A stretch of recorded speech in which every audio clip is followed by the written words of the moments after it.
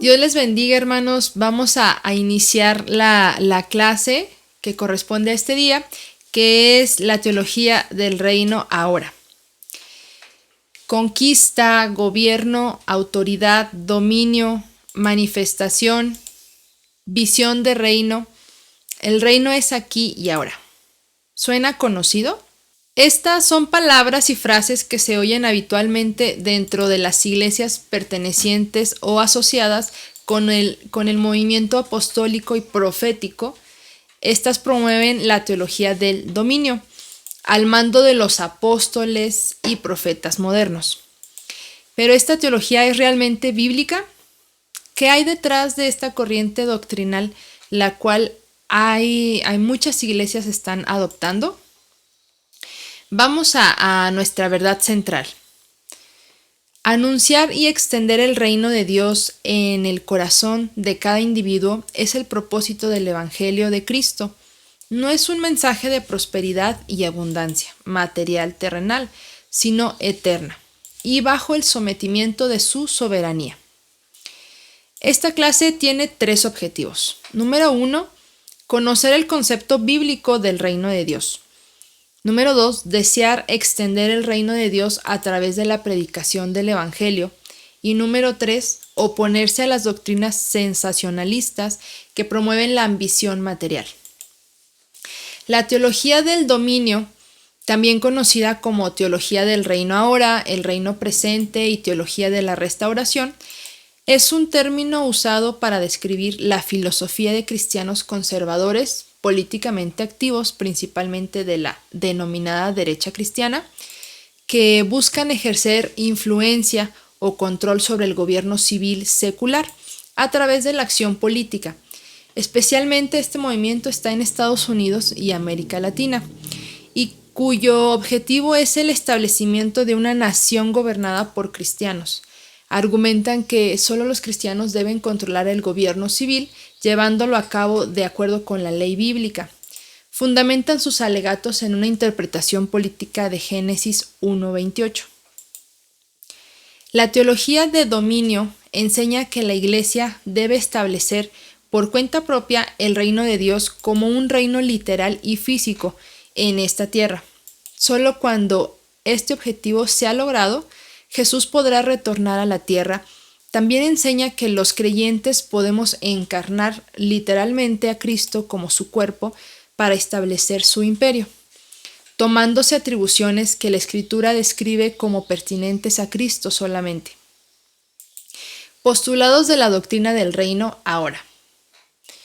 Los partidarios del reino ahora creen que Dios perdió control sobre el mundo a manos de Satanás cuando Adán y Eva pecaron. Desde entonces la teología dice: Dios ha estado tratando de restablecer el control sobre el mundo buscando un grupo especial de creyentes, conocido como el pueblo del pacto, como los vencedores o como el ejército de Joel, y que a través de estas personas las instituciones sociales, incluidos los gobiernos y las leyes, serían traídas bajo la autoridad de Dios. Ellos creen que, puesto que los creyentes son habituados por el mismo Espíritu Santo que moró en Jesús, nosotros tenemos toda autoridad en el cielo y en la tierra. Tenemos el poder para creer y hablar en existencia las cosas que no son. Primero, la idea de que Dios ha perdido control de alguna cosa, pues es absurda, especialmente la idea de que necesita la ayuda de seres humanos para recuperar ese control.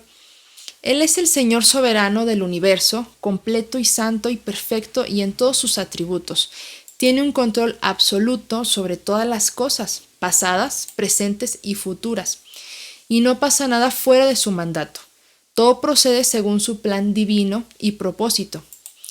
Porque Jehová de los ejércitos lo ha determinado. ¿Y quién lo impedirá? Y su mano extendida, ¿quién la hará retroceder? Dice Isaías 14:27. En cuanto a los hombres que tienen poder para creer y hablar en existencia las cosas que no son, ese poder pertenece solo a Dios, que no se toma a bien aquellos que intentan usurparlo. Acordaos de esto y tened vergüenza, volved en vosotros prevaricadores, acordaos de las cosas pasadas desde los tiempos antiguos, porque yo soy Dios, y no hay otro Dios, y nada hay semejante a mí, que anuncio lo por venir desde el principio y desde la antigüedad, lo que aún no era hecho. Que digo, mi consejo permanecerá, y haré todo lo que quiero, que llamo desde el oriente al ave, y de tierra lejana al varón de mi consejo. Yo hablé y lo haré venir. Lo he pensado y también lo haré. Isaías 46, 8, 11.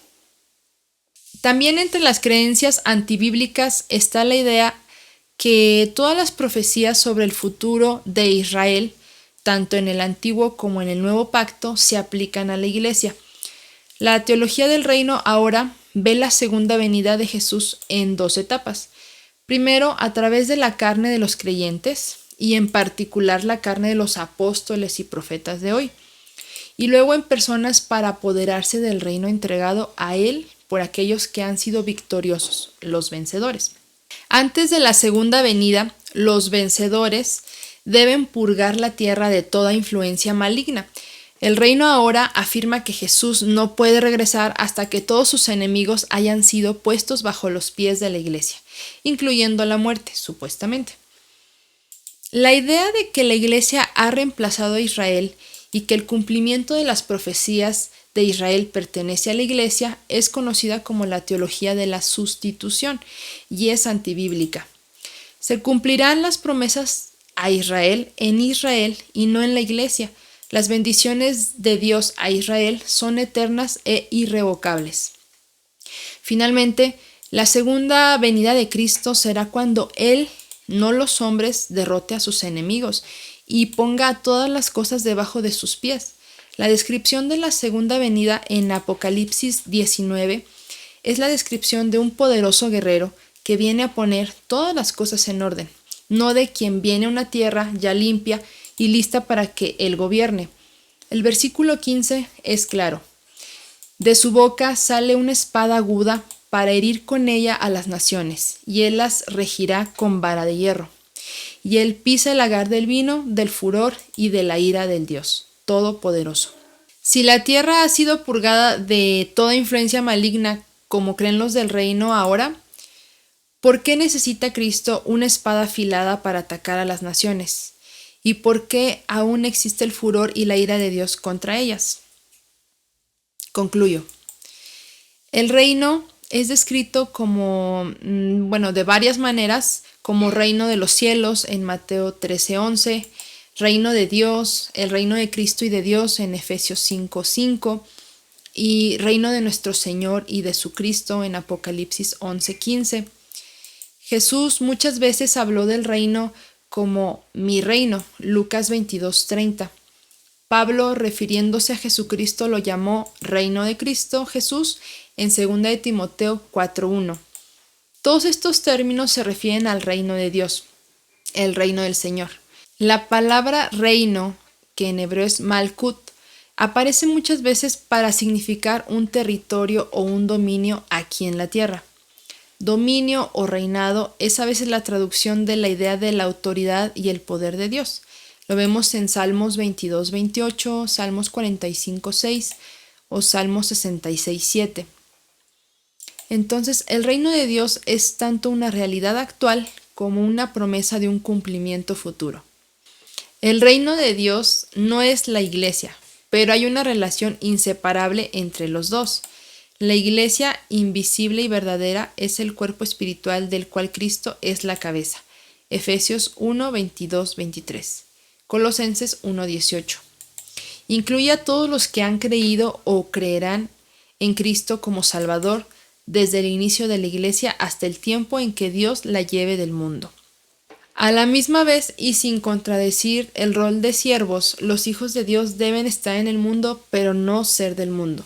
Juan 17, versículo 11, versículo 14 y también el 16. El reinado de Dios en nuestra vida se demuestra en nosotros y por medio de nosotros mediante la justicia, la paz y el gozo en el Espíritu Santo. Romanos 14, 17. El reino de Dios no es un plan detallado para un cambio cultural radical basado en alguna agenda carnal, teocrática o revolucionaria, sino que radicalmente cambia la personalidad y la vida humana por medio de los hombres y mujeres que reconocen su autoridad y viven por sus normas. El reino de Dios invade el curso de la historia.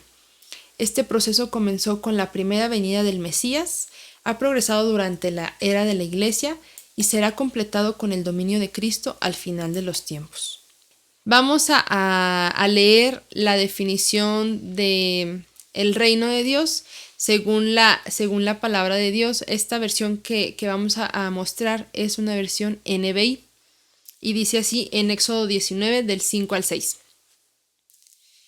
Ahora bien, si me obedecen y cumplen mi pacto, ustedes serán mi tesoro especial entre todas las naciones de la tierra, porque toda la tierra me pertenece.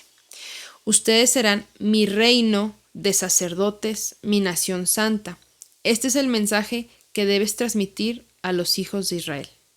Hermanos, trabajemos con la convicción de que su dominio se extenderá por sobre todas las naciones, pero es a su venida y no por la acción nuestra. Eso ha sido todo por el día de hoy en nuestra clase, hermanos. Si tienen algún comentario, tienen el mail, así igual con todas las clases que hemos recibido. Hasta el día de hoy hemos pasado aproximadamente 16 lecciones. Espero que estén redarguyendo en ustedes, igual cuando empiecen a tomar estas clases, pidan al Espíritu Santo discernimiento. Estos temas van más allá del tiempo que nosotros los maestros tomamos para enseñarle. Es para que ustedes en casa también durante la semana sigan investigando acerca de todas estas teologías que se están levantando. Acuérdense que es muy importante en estos tiempos. Hay muchos falsos profetas, hay muchas teologías muy contradictorias que de principio se escuchan bastante bien, pero indagando, detallando, sabemos que son antibíblicas. Les exhorto, mis hermanos, para que busquen más de la presencia de Dios, para que lean y siempre está en oración para que nos den discernimiento para la escritura, para la santa palabra del Señor. Dios les bendiga grandemente y nos vemos en la siguiente edición.